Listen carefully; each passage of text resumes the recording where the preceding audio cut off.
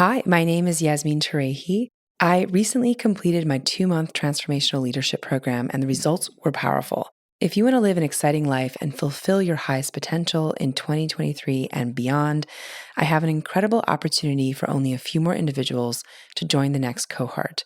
I will personally be coaching a small group on how to discover and clear your limiting beliefs, how to manage your energy instead of your time, how to tap into the power of your intuition, and how to use discernment so that you can start living a life full of ease, abundance, and flow. As someone who has helped countless entrepreneurs and CEOs open doors of possibility they never thought existed, I can tell you that this strategy will completely transform your life. Best part, you'll 10x your output and unlock your creative genius. I'll work with you weekly to overcome your limiting beliefs and transform that into a new self-concept. I'll teach you how to create clarity, systems, and processes, and I'll also help you develop your intuition. You'll get access to some of the best material that will also help you manage your energy, and you'll get access to guided meditations that are not available anywhere else. This method is so effective. If you'd like to join the waitlist, you can find the link in the show notes or navigate to www.yasminterehi.com/gateways-to-awakening/. Hi, my name is Yasmin Terehi, and this is Gateways to Awakening, where we host one-on-one conversations with leading experts in wellness, well-being, and spirituality. On today's episode, I speak with Sky Nelson Isaacs, who's a physics educator, speaker, author, and musician. He has a master's degree in physics from San Francisco State University, with a thesis in string theory and a BS in physics from Berkeley. Nelson Isaacs has dedicated his life to finding his own sense of purpose. He began as a student of the Yogic master Sri Swami Satchidananda when he was less than 5 years old. I want to hear all about that. And now his writing on topics like flow comes from integrating this experience into his life. He talks about the intersection and connection of synchronicity, physics, and real life using research and original ideas. And I'm so excited to welcome Sky to the show. So welcome to the show. Thank you, Yasmin. It's great to be here, and I'm grateful that your show is here and glad to be on it. Oh, thank you so much, Sky. So to kick it off, Sky, I'd love to understand, what does the word synchronicity mean? Synchronicity is a word that I believe was originally coined by Austrian psychotherapist, psychologist Carl Jung. And Jung was investigating the experiences of coincidence that seemed to be meaningful in his patients and his own life. So making connections between the dots of our lives. If you think of each event in your life as a dot on a map, and is there some connection between those dots? And he used that word, I think, because it's about timing. Synchronicity is about good timing. So syn means together or with. Chron is a notion of time from the Greek word chronos, which is like the linear time, the ticking of the clock. And icity is a study of something. So synchronicity is the study of good timing, or things falling together in time. And one ironic point is that the other Greek notion of time is called kairos, and synchronicity is really about kairos, the opportune moments that are not linear. So that's funny that he would use the word chronos in there, but Thank you so much for that definition. And I am very curious why you say that synchronicity is neutral, because I sort of, have made the assumption that synchronicity is a positive event in life. When I'm at the right place at the right time, I meet the right people. Why do you say that synchronicity is neutral? Well, this is something that really got me thinking early in my life, that serendipity is this notion of, to me, like positive events that make you smile or make your life good. But there's something more profound. Studying with Swami Satchidananda growing up and learning about karma from the ancient Vedanta traditions in India, there's a notion of cause and effect that's like meaningful cause and effect. like things that are not directly caused by something you've done, but that are meaningful to you. And that's a much broader notion than just like a positive life is good kind of thing. And there's so much I've noticed in watching the New Age movement happen in the U.S. that there's a lot of positive thinking, but people often, and myself, feel frustrated by like life is actually quite difficult. It's not as easy as just this or that prescription. So I think there's an underlying journey that we're all on, and that journey is supported by the experiences of synchronicity that we have. And if we can start to understand everything that happens as part of a journey of synchronicity, like a story of our lives, not trying to decide whether it's good or bad, but how does it fit into something bigger happening and unfolding in our lives, I think that's a really powerful stance to take. Got it. So you're really looking for, the meaning behind the synchronistic events. And I'm curious, why does synchronicity happen? I'd love for you to explain it to us from your point of view as a physicist, maybe using some terms in quantum mechanics. Well, there's two terms that I think I coined that are somewhat. One is retroactive event determination.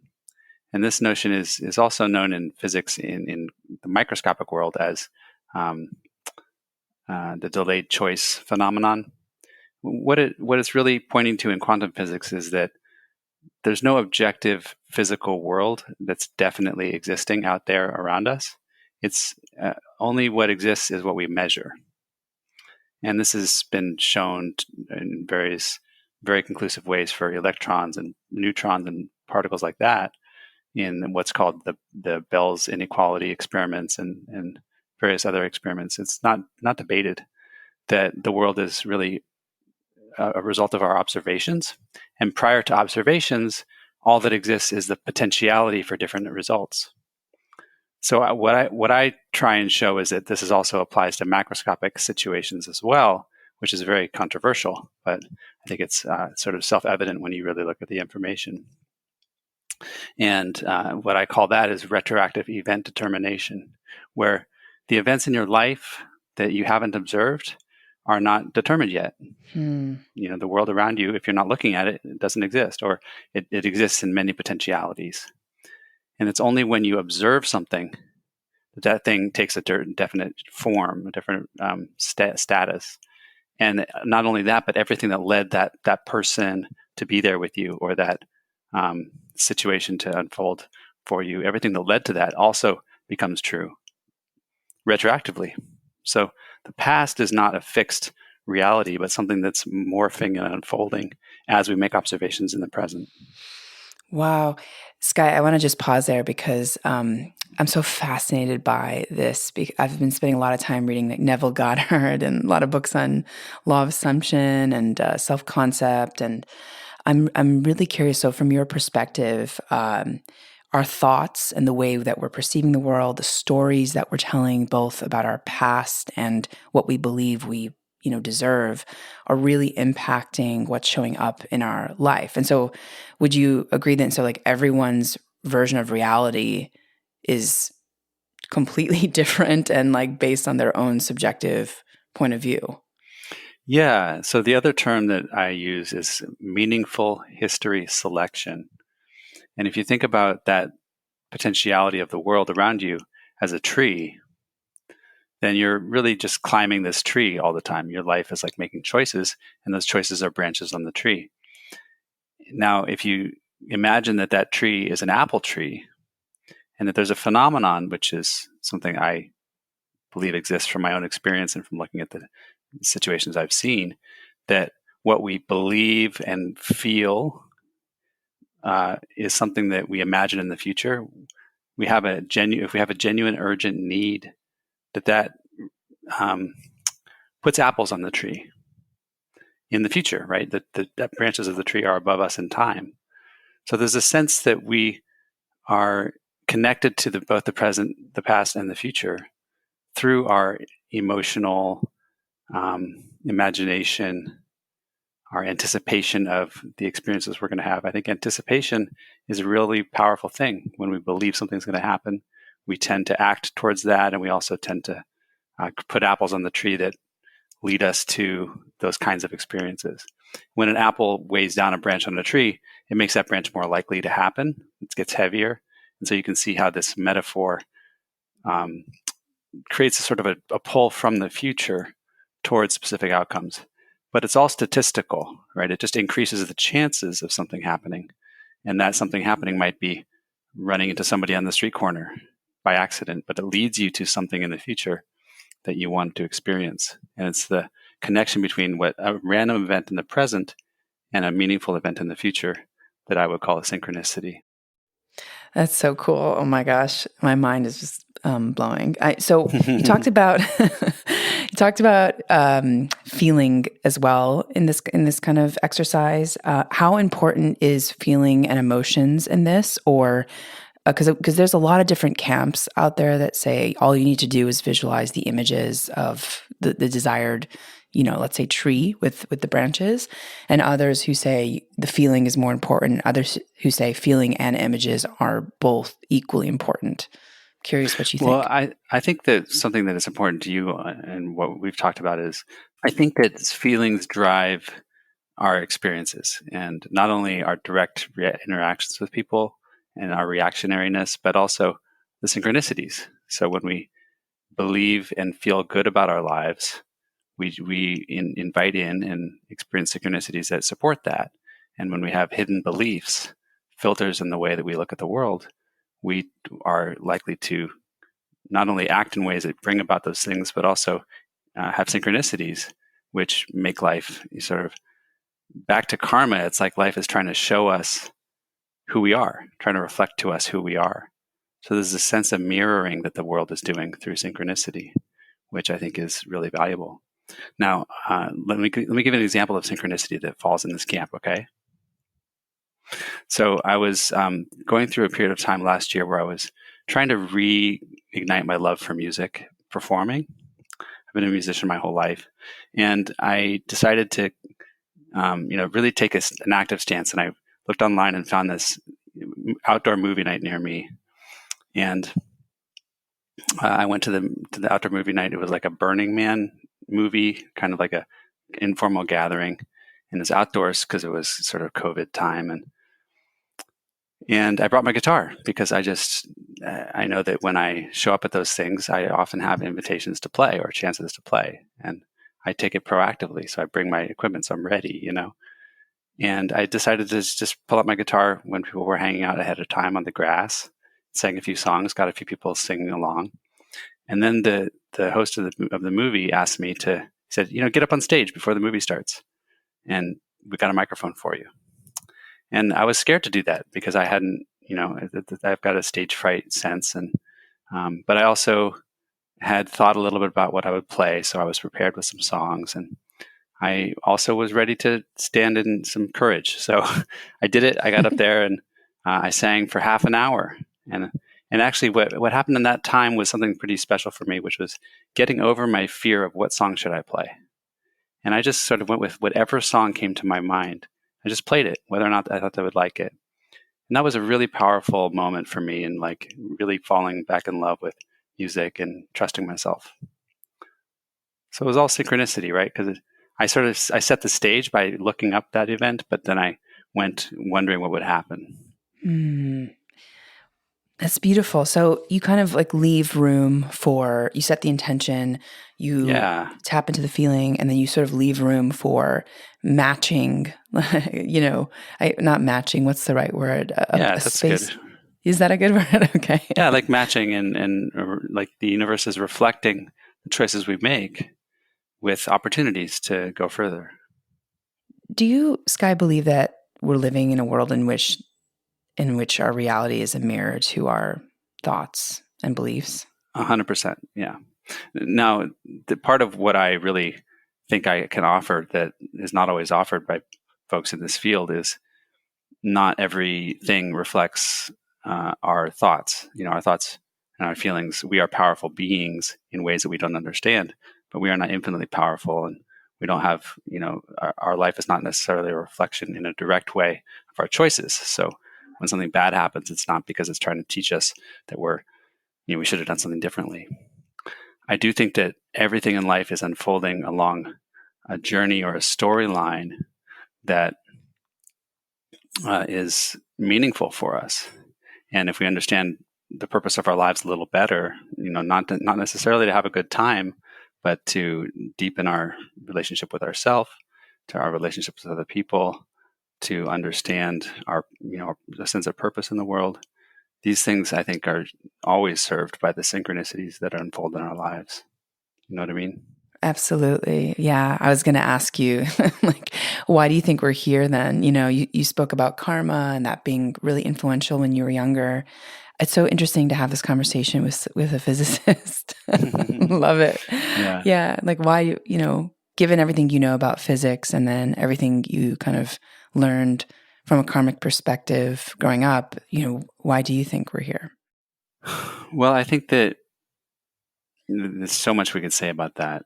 I think what physicists miss usually is physicists think of the universe as made up of four things: matter, energy, space, and time.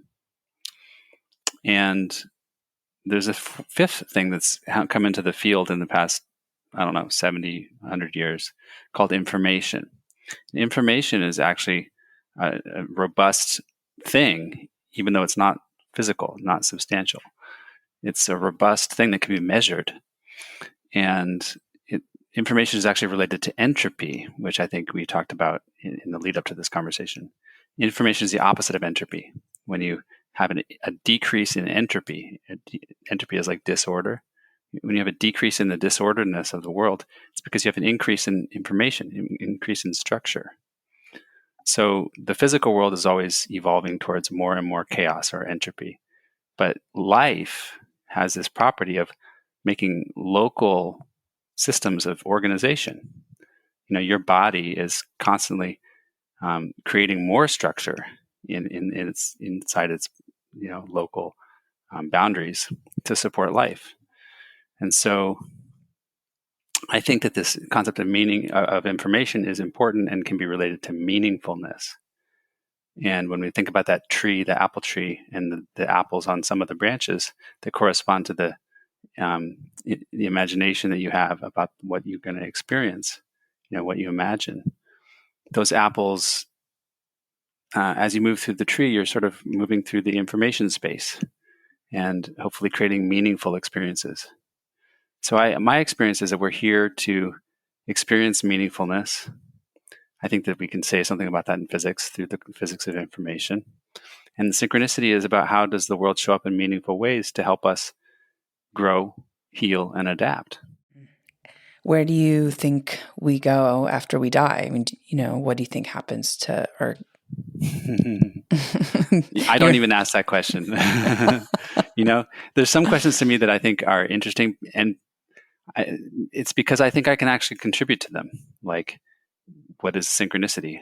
A lot of people don't even try because they don't have a thought that can be answered. I think we can actually talk about synchronicity from a scientific and mathematical point of view.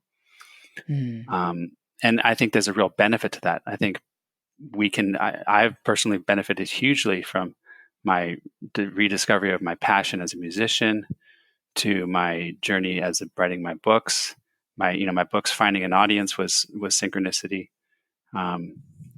To my relationship with my wife, who I met when I was 13, at a very meaningful moment in my life. Oh, wow. We reconnected again in Paris, in a story that I tell in my book, by accident. When we intended to meet in Greece, we met in Paris by accident. And that was when we were 20. And so synchronicity has had a huge impact on my life.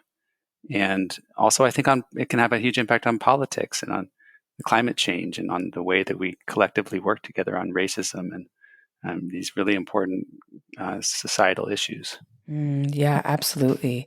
Yeah, and I definitely want to talk more about your thoughts on that, and then also on flow. But before we move into those areas, I'm actually curious.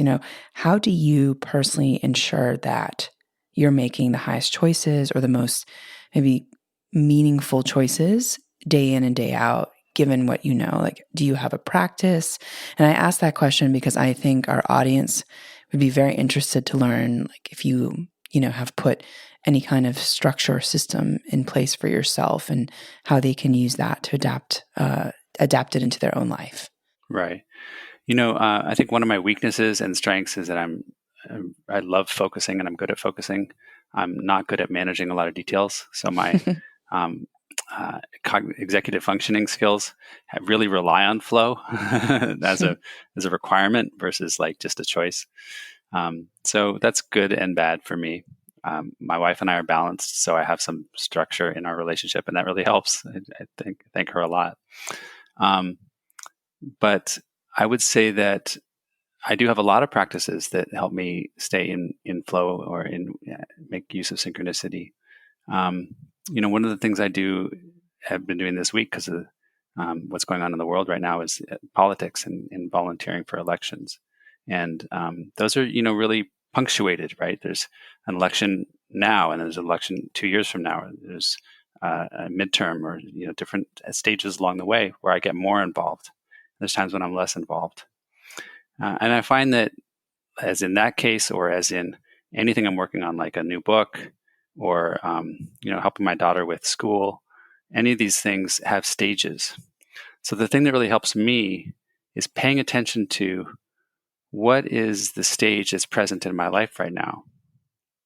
What is the 1 or 2 or 3 things that I'm really caring about right now that are timely?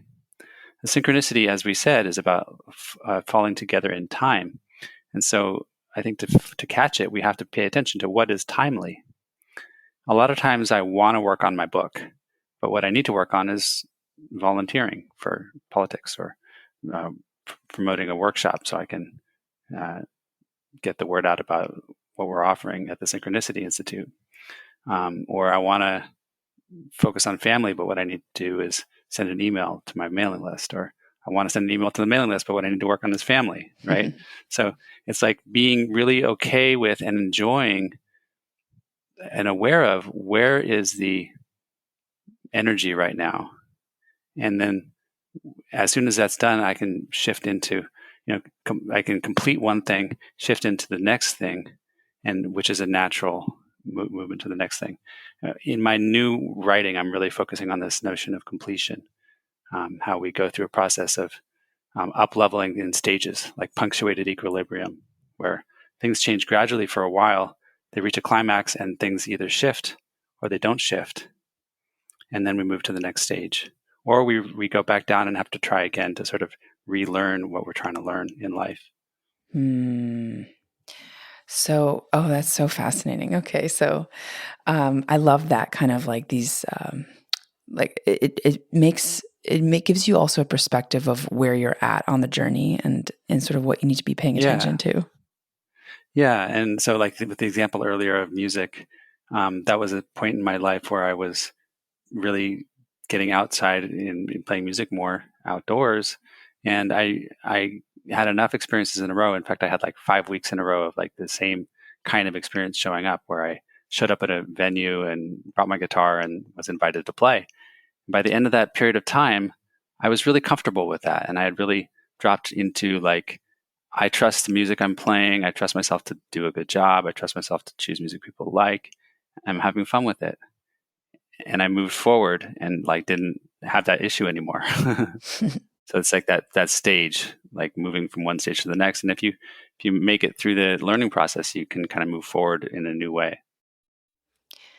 So do you sort of follow your desires, or you follow, what is it that you follow within you? Yeah, it's a good question. I think that one of the things that's been a learning process for me is really trusting my desires, trusting my what feels good, and this is where we come back to feeling. I think it's actually a really important guide. What feels good in life is actually helping us grow. There's of course the tendency to like be worried that feeling good is just hedonistic, like you're gonna just do what's short-term gain.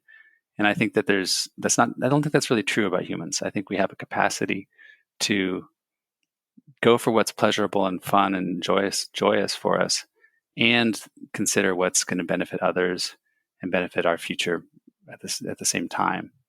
So those are the things that I'm really feeling into. But it comes from feeling into my body more and thinking less about the strategy. I'm sure that makes sense, right? Yeah, absolutely. I love that. Synchronicity often comes at unexpected times. And so it's like being really able and ready to shift gears and say, you know what? I was going to go do the dishes, but my daughter is asking me to help her with homework at this moment. And if I go do the dishes 10 minutes later, she might not need my help with homework. So I'm going to do that right now. I'm going to pull myself away from my expectation and be present with what I'm being given in the moment. And that's really the gift. So when I pull myself away from what I intended or expected from life and focus on what I'm getting, there's usually some really beautiful gift to receive.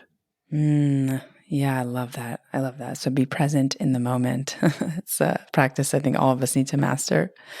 So, Sky, I want to talk a little bit about how flow is linked with synchronicity. I mean, we spoke about that a little bit, but can you maybe define flow state for those listening who may not know the term, and again, how that's linked with synchronicity? Mihai Csikszentmihalyi was an author who wrote the book on flow, and a really wonderful researcher and a nice person.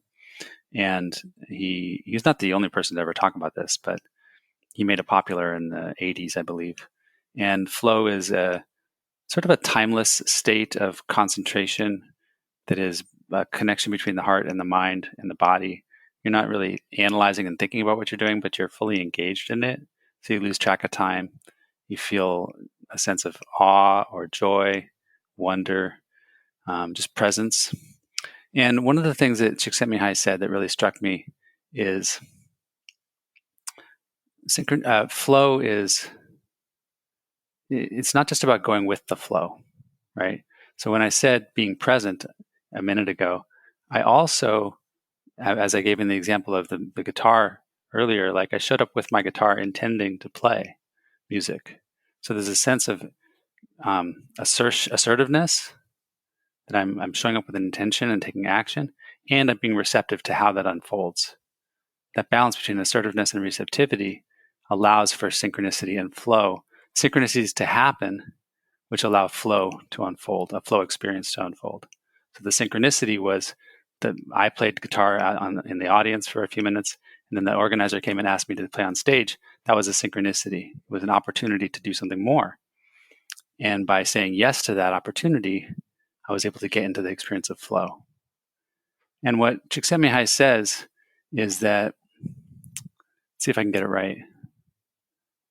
Flow is not the experience of avoiding, choosing to either let go or hold on tight. It's like not choosing between, should I take control of the situation or should I let go of and just give up my hands and let the universe unfold? That's sort of a naive way of looking at flow. I got to be more spiritual. I'm going to just let it go to God or something like that. Or I'm going to take charge of this company and, make things happen. Flow is really about letting go of the worry about being in control. So a kid is in flow on the playground because sometimes they're in control, sometimes the other people be in control, and there's not a sense of anxiety around whether they are in control. And that's what we're aiming for with flow. Not that we should always let go of control and just give up the situation to a higher power, but that finding our natural way of interacting with the world, sometimes asserting, sometimes receiving, but not being worried about the process, letting go of dealing with that worry in a healthy way.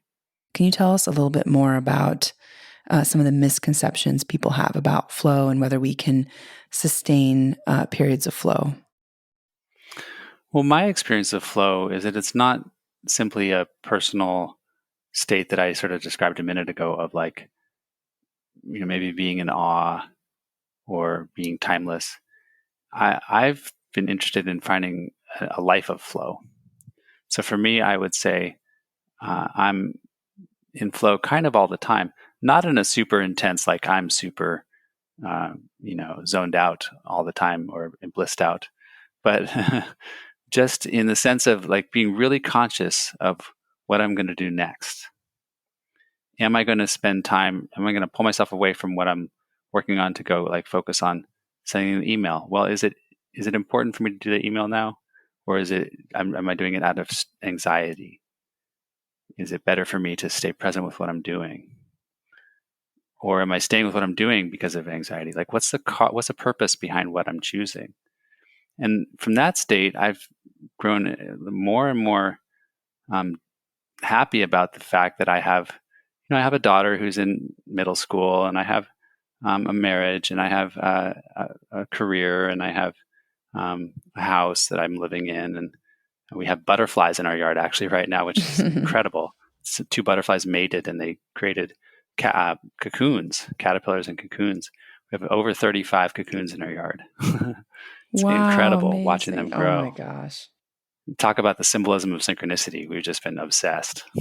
Wow, amazing. So watching these caterpillars turn into chrysalises and then turn into butterflies and fly away, it's been really profound. And so for me, finding joy in all of these things when they're active, like I can't decide or choose when I'm needed in one place or another.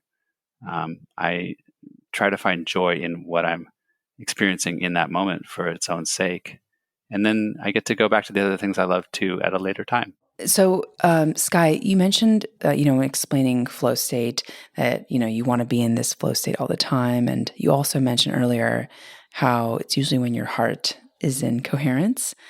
Can you explain to folks what that means, and also like how folks who are listening can be in that kind of, heart mind coherent state?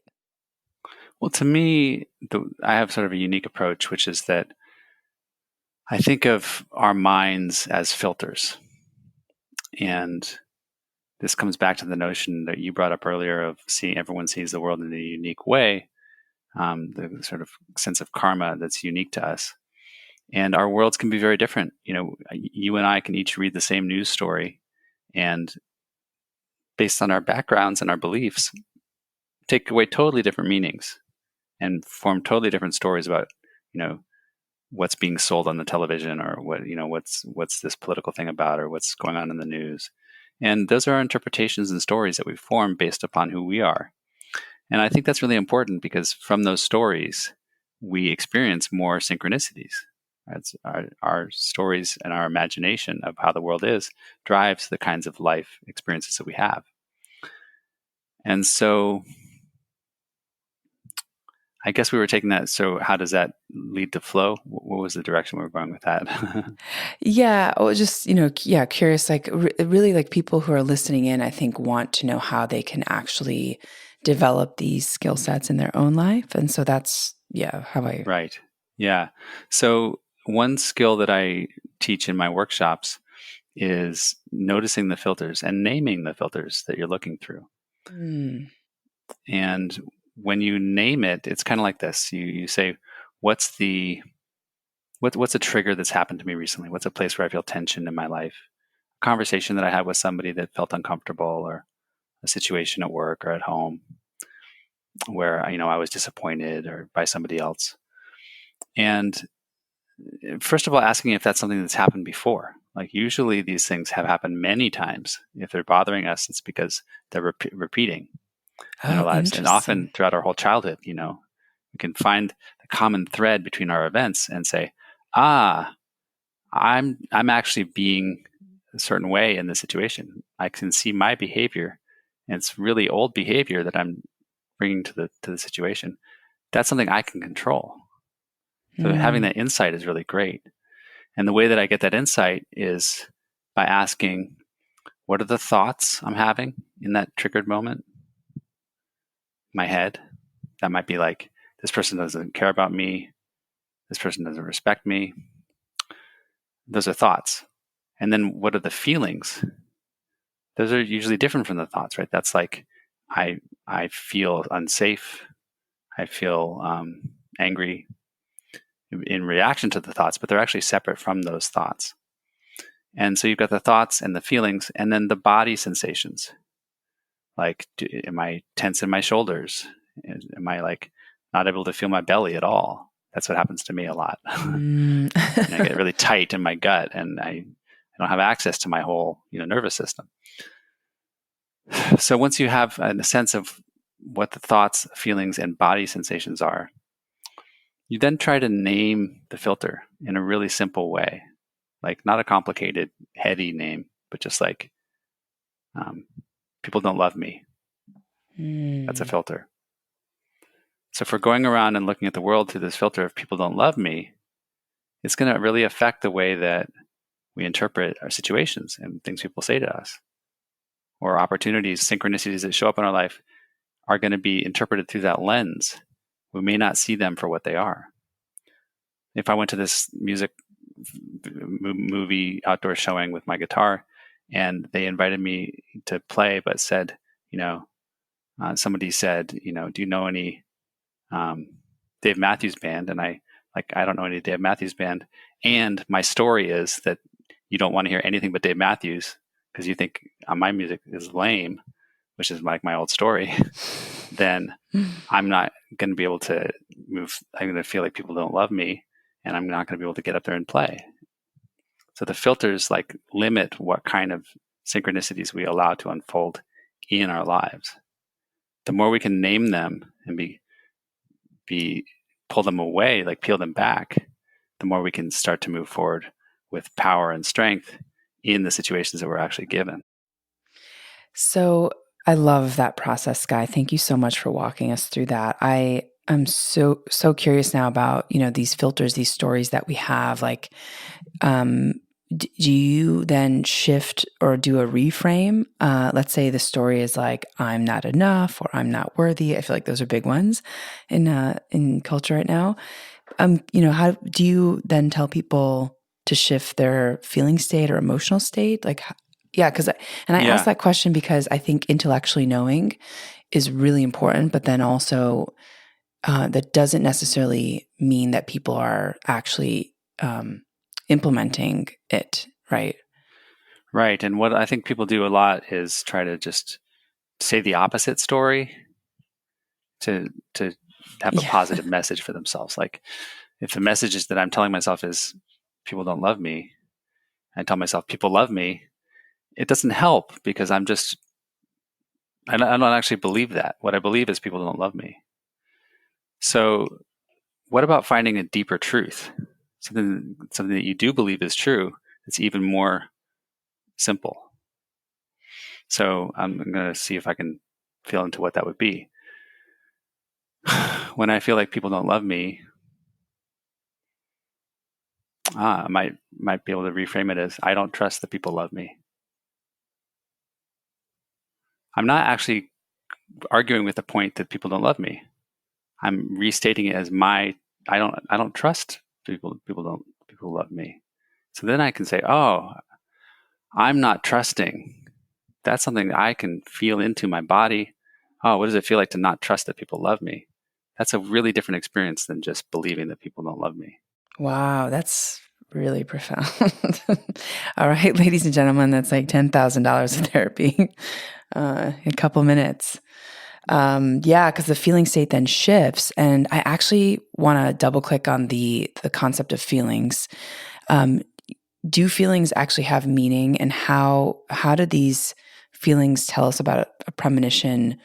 About how we know whether something is happening in real time, from the past or from the future, especially if you're saying that, everything is kind of happening all at once. Like, the concept of time is not, I don't want to say it's not real, but yeah, maybe you could say more about that. Well, to circle back to one point in the last conversation, what's powerful for me about reframing that reframe from people don't love me to I don't trust that people love me is that people might not love me. That might be true. So we don't want to go around in the world trying to reframe things that are actually true into new things. Our psyche doesn't believe that, right? We're going to stay stuck in what we believe to be true, especially if it is true. But reframing the trust to being a trust story that I can control allows me to open up to people who do love me and not be stuck in a filter of nobody loves me. I don't trust anybody. That's, I think, for me, a more mature approach where I don't believe that the world is just happy to see me all the time and all good and roses. That's the serendipity, right? But it's more like synchronicity. Like the situations that are there to serve me will show up in my life if I can let them in when the time is right. Mm. Is it like a ladder of different beliefs and thoughts? Like after I don't trust, what comes next after that? Yeah, well, there is kind of a ladder or like layers in my experience. And I think under those layers is just more and more authenticity, more and more sense of, for me, trusting what I'm going to say and what I feel and enjoying my life more. I feel some grief over how many years I've not enjoyed my life because of the tension or the stories I've had around different things. And the more that I enjoy it in the present, or the more I grow, the more I think I'm more effective and more powerful in the world. I don't think there's any like finish end zone. I just think we keep engaging more and more in the experience of loving connection with other people and with ourselves. Beautiful. So you had another question about time and the journey. Exactly. A long Yeah. time. And also feelings have meaning, and how a feeling kind of tells us about whether something is happening in real time from the past or from the future. Because I think that has been so interesting, when it comes to studying depression. A lot of people who get stuck in these like loops and patterns are just like constantly ruminating something from the past. And it's as if, they're like re-traumatizing themselves over and over and over again. Super curious, how we can tell, what the difference is with how a feeling, is just a trigger from the past, if it's happening in real time, or if it's something about the future. And also, do feelings actually have meaning? Great questions. Yeah, I think this is really important. I've dealt with different aspects of mental challenges over my lifetime, and struggled with maintaining a sense of who I am and feeling good about myself a lot over the years. And I would say, what do I want to say about that? This notion of being on a timeline. This is where physics comes in, right? Because the work that I published shows that time evolves not as little instance of the moment, but as a extended timeline. And as soon as you start to see time as this path as a whole, then you start to notice, okay, if time is existing as a long journey, then there's a storyline to that path, right? There's a place I'm actually going with a plot to it. There's an arc of meaning. And so that, I think, is something that unfolds from the way that we're starting to understand the physics of time. And there's a notion of timelessness, which is actually present in a lot of indigenous cultures, like the Aboriginals have a notion that the past and the ancestors are not gone. The present and the past are the same. And it's a very powerful sense of timelessness that shows up in the physics that we have now today, that the past and the present and the future are all part of this one timeless tree. And so the question I guess you're asking is, how do you relate to that future and that past in a meaningful way?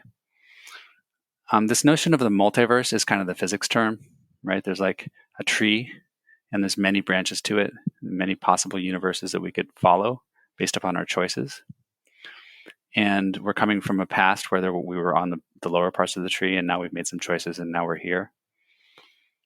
And by noticing the threads of meaning that you are carrying, like through that filter process, naming the filter, if you have some meaning in your life, if you can name, oh yeah, I have a tendency not to trust that I'm loved by people. Okay, well, then when I get in a conversation with my sister at Thanksgiving, and she says something that might be triggering for me, I am also aware that I have this filter that's about me, that's looking through that lens, and that's my past. And it's not necessarily what she intended. And it allows me to pull away from my reaction and have a little bit more space. And I think that spaciousness is really helpful. The more we can understand our patterns and see our filters, the more space we can take from our reactions and our emotions and the feelings, and then allow a different feeling to emerge. It's not that we have to create lovingness. I think lovingness or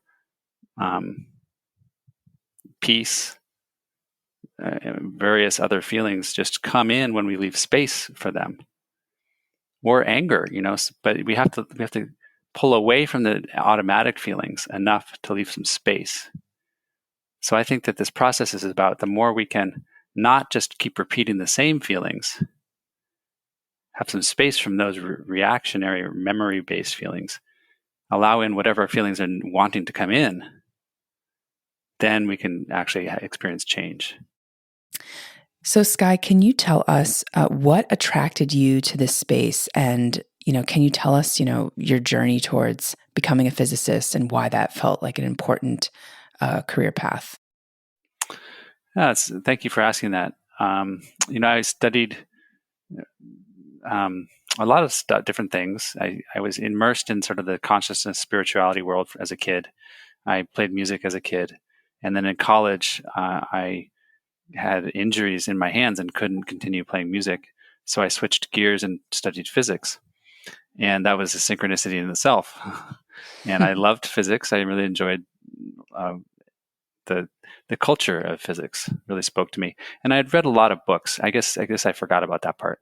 Like I read The Holographic Universe by Michael Talbot, and I read books on like fuzzy logic, and I loved that kind of book as a teenager. And so studying physics was like I read Feynman's book, Surely You Must Be Joking, Mr. Feynman. I just found so much joy in that. I like to play music, but I don't really like to read about it. So I like to read about physics. And that was a good clue for me that there was something I wanted to pursue. And in college, I learned about the Fourier transform, which is a mathematical technique used in music, actually is where I learned about it. It's how you get from a piece of music into its spectrum or its frequencies. So if you can separate out the oboe from the clarinet, or the piano from the voice, or the high frequencies from the low frequencies using the Fourier transform. And I kind of got right away how fundamentally amazing it was. It really just blew my mind. And it stayed with me for 30 years. And it's become the foundation for my research in space and time, which is pretty cool. It's like a life path for me, the Fourier transform. And what's amazing about it is that I recognized early on, although I couldn't name it, that there's something about reductionism that is broken by the Fourier transform. Reductionism is this notion that everything is separate from everything else. You can delineate space by your space and my space, and we're not connected if we're not touching. There's this way in which the Fourier transform converts spatial signals or shapes into spaceless information. And it's also true for time. You get rid of the time measurement of the music when you convert it from its time waveform to its frequencies. Everyone's familiar with changing a graphic equalizer. Okay, when you change a graphic equalizer, you change the high frequencies of the low frequencies. You increase them or you decrease them. What you're changing there is a holistic representation of the music. You're not changing the actual waveform. You're changing its frequency spectrum. Some people are actually familiar with graphic design as well, and this may be easier to visualize. If you take a photograph, a digital photograph, everyone's done Snapchat or Instagram and like applied a filter to it, right? So you can apply a filter like blurring. Well, how do you blur a photograph? Do you go in with an eraser tool and like rub your mouse over the whole photograph inch by inch? No. You convert it into its spatial frequencies using the Fourier transform. And then you apply a filter, sort of metaphorically to the ones that I was talking about in our minds. You apply a change to the spectrum all at once. That's the key phrase. You make a change to the spectrum all at once. And when you convert it back to its time-based or its spatial-based representation, the whole picture is blurred. And that's the amazing thing about the Fourier transform. You make one change to the patterns present in an image, and you affect the entire image. And that blew my mind, and it carried with me to studying physics and quantum mechanics, which also uses the Fourier transform. It makes me think that the world itself is this way, that there's this realm in which we can make changes to the frequency space and affect the entire physical world all at once, independent of separation. I just got chills like listening to this. I'm like, so the images, we all have kind of these like images and pictures in our mind all day long. I mean, I don't know, I do. And you're saying that if I have, let's say, an image of myself, it could be in the third person or the first person, and I change that image of myself, maybe it's a higher version of self, or I change the feeling state in these images, then the whole kind of surrounding changes around me. Yeah, that's sort of a metaphor that I would use, that just as you said, when we change the feeling of a situation, all of the circumstances around it shift. When we change the way we see people in our lives, every interaction can change. So, okay, so are we also, is our like kind of experience of reality only relating to ourselves with the inanimate world, or do we have some measure of control over how people respond and react to us based on our projection? So control is the wrong word. That's really the essence. And this is something that's very challenging to understand for me, but I have an intuition and some mathematics around it that are consistent. But it's basically this. We like to think that there's an objective world out there that we're controlling or influencing. And I think the place where a lot of metaphysics has gone wrong is that we're somehow sending out signals to influence the unseen world. I don't think that way at all. I think in terms of wholeness, that we're part of a universe that is not separate, but holistic. We're all connected, and we're experiencing ourselves through other people, right? The other people are reflecting our own self. We're on the journey of the self, learning who we are and our connectedness to the world. And what takes the place of this objective reality out there is a subjective reality. That what I experience is, like I gave the example of retroactive event determination earlier, where something will fall into place in the moment to match, my anticipation or my needs or whatever it is. It's synchronicity. But that means that that person's entire history also falls into place to bring them to me at that moment. But I'm not controlling them, right? And this is where the beauty of flow comes in. You and me are mutually supporting each other through our experiences of flow together. And what's synchronicity for me may or may not be synchronicity for you, but we get to be synchronicities for each other and find that we show up at the right place at the right time to support people. And because the world is not objectively true, in some definite way, there's a lot of flexibility. And that's the essence of this worldview, is that the world around us is flexible, including people and including inanimate objects. And they don't know that, nobody knows that you or I are like influencing them, because that's not what's happening. We're essentially choosing branches of the tree of the multiverse in which those things are true. Fascinating. That's a better way to say it. Yeah, lots to unpack and a lot to think about. I'm just sitting here ruminating. Wow. Well, Sky, I know that we are at time, but definitely just, have a lot of thinking. I'm sure that for folks listening in, there's just a lot to think about. What do you want to tell our listeners about their health and wellness and well-being? What's your main takeaway? What I get so much from synchronicity is a sense of being on a journey and purpose to that journey. It's like, for me, I can pretty quickly see, even when things don't go the way I want them to go, I can start to see how they fit into a bigger picture. And I feel ease and comfort from that. By seeing the bigger picture, it allows me to make better choices to support that, like to not be in conflict with what's going wrong, and say, okay, how can I redirect this? Or how can I hold up a vision for the next thing that I want to unfold?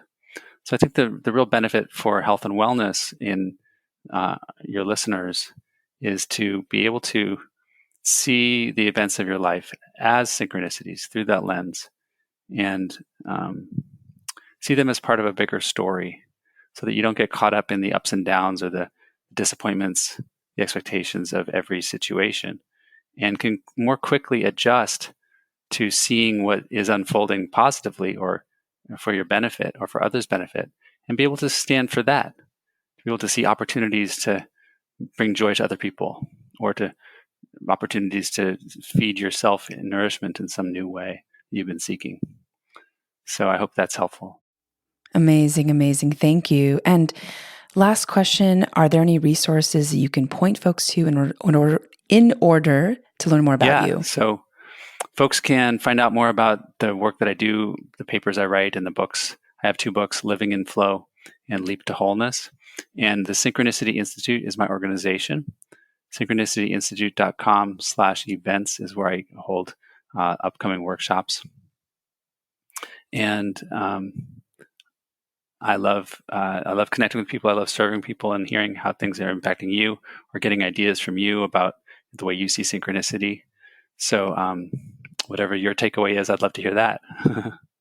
Amazing. Thank you so much for your time. For our audience, thanks for joining and for listening. You can tune in to Gateways to Awakening, where we host one-on-one conversations with leading experts in wellness, well-being, and spirituality.